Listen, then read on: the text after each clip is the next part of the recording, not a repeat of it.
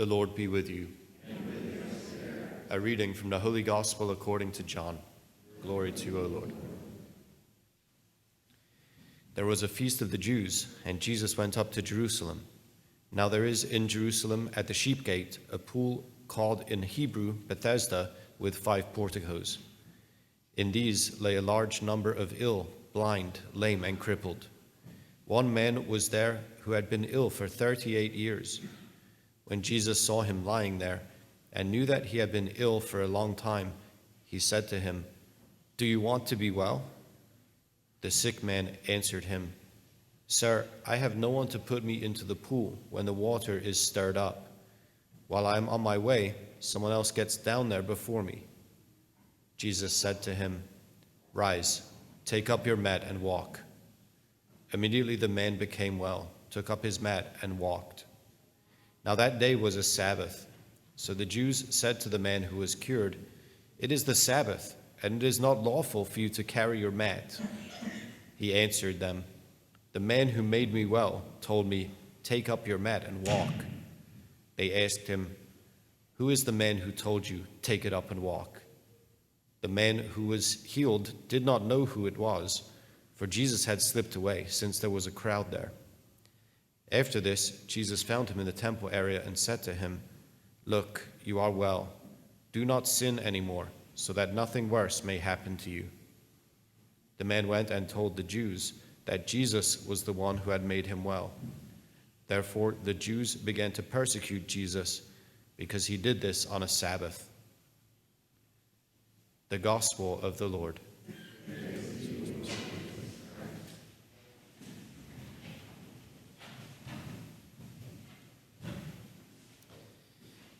Yeah, it's a remarkable story, of course. This one of the great signs that John recounts to us. He records for us in his gospel this healing of the crippled man, and there's so much going on in this account. But I don't know. I think, okay, so back to the first reading a little bit, is we get some sense in that reading of what the temple is intended to be, right? This water that comes from the temple and creates a stream, a living stream, by which all kinds of life is brought forth, right? And this is, for us, I think, great temple imagery. If we can hold on to, again, the fact that the temple is meant to be the beating heart of God in all of Israel, for all of Israel. So the temple is meant to bring renewal and new life and the like to the whole land of Israel. So, and that image it's a very profound one. I mean, it stirs our imagination, gives us some understanding of the way that God intended his temple to operate. Of course, the image works very well when we realize, Jesus' charge against the temple and his condemnation of the temple. If that heart becomes corrupted, then all that happens is it pumps corruption throughout the region. It becomes a means of corruption rather than of salvation, and so it draws the rebuke of God. It draws Jesus's condemnation. Now we can see Jesus himself, and even this water scene is not exactly connected, but we see at play there some of the kind of stagnant imagination or say lack of cooperation with God. This kind of, it's a very sedentary scene, right? This man's he's been there for 38 years. I mean, that's a pretty long time to have been there. And what is Jesus asks him, and for good reason, he asks him, "Do you want to be well?"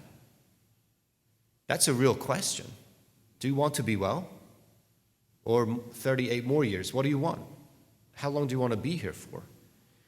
And part of it is because here, I think, even the man who is unwell the man who is in need of the living waters of God, is perhaps not that keen on getting there.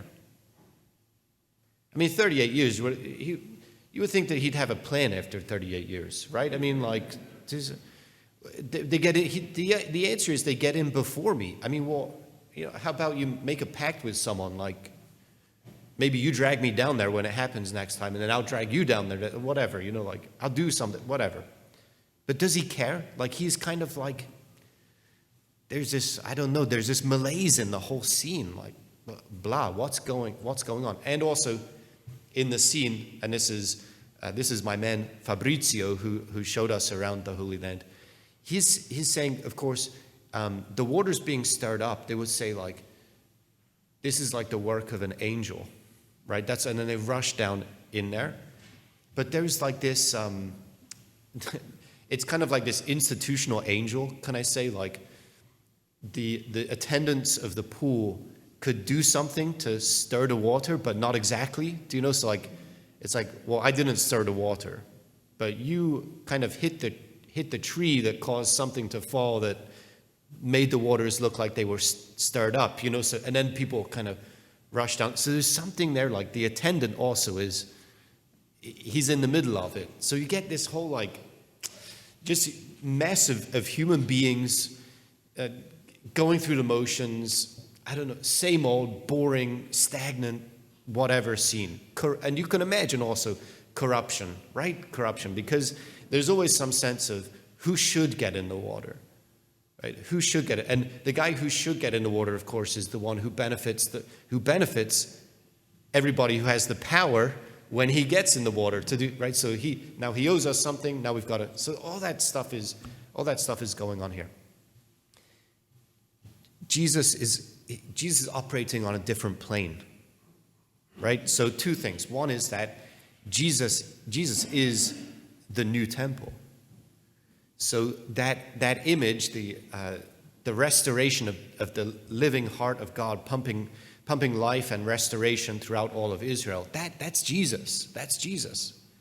That's God in the flesh. That's what he's come to do. Renew the entire land. Renew all the people. Renew all the peoples, right? Because it's Israel and then through Israel to the world. So Jesus then is the living, beating, breathing, right? He's the heart of God. He's pumping restoration and renewal everywhere he goes. Even on the Sabbath, lo and behold, even on the Sabbath. Because God is at work. God is at work. So Jesus must be doing his work. God is at work in the work of restoration, so he must be doing it. The second part of it is that Jesus is not simply operating within this social and political scene, right? It's not simply like he's shifting the elements, like someone's stirring up the water and then this other guy's running down, right? He's not acting simply within the scene.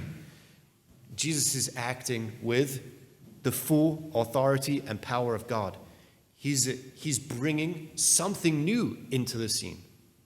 Right? It's not a closed system. I don't know if you've ever thought about that, but like some scientists will believe that the universe is a closed system. And in their own view of things, of course, they're right. But we know that something can act on the universe from outside of the universe. Like God can act on the universe from outside of the universe.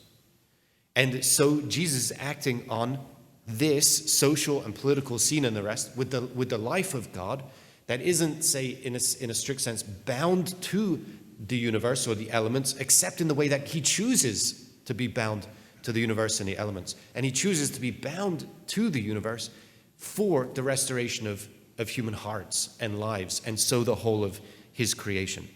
So Jesus is bringing something new. And of course, there's a watchword in here to tell us that that's exactly what's going on. What does Jesus say? What does Jesus say to the man? Jesus said to him, "Rise, take up your mat and walk." Rise, right? This is one of the words that we see time and time again, referring to the resurrection. The resurrection power is at work in Jesus here and now, calling this man to rise, to pick up his now restored and flourishing human life and go about his way, and to not sin anymore, as Jesus says when he catches up with him. Live now totally for God. Worship God. Live totally for God. and give yourself away in his service. That's what Jesus has done to him by allowing him to get up and go.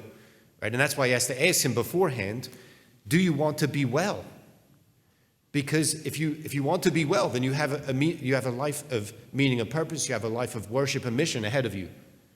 But you're going to have to embrace it for yourself. You're going to have to take hold of it. That's our Lenten call today. Jesus is using this opportunity to have us likewise rise.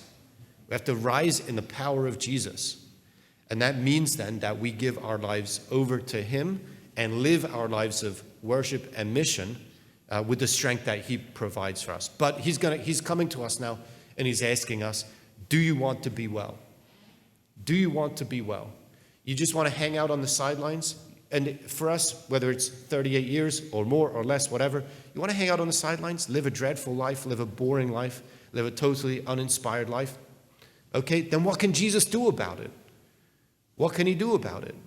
And you can pretend like you're waiting for the waters to be stirred up, but you're not. You're just hanging out on the sideline. Jesus is asking you today, do you want to be well? It's the most dangerous answer in the world for us to say yes. It's the only answer that makes any sense, but it's the most dangerous answer in the world as well, because that's when he turns our lives inside out. Right? That's when he lights us on fire for God and his purposes, and he makes us to be fire to bring light and life and love to his world.